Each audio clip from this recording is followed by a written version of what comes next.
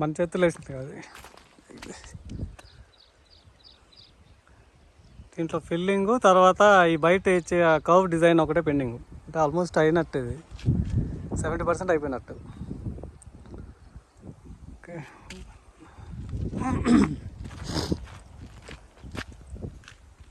5 feet లేసింది flooring.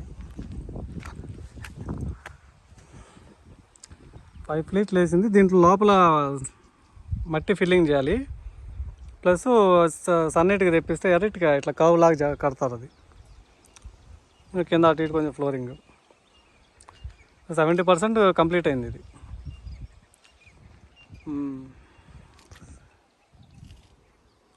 ఇసుక తెప్పించాలనుకుంటా దీనికి.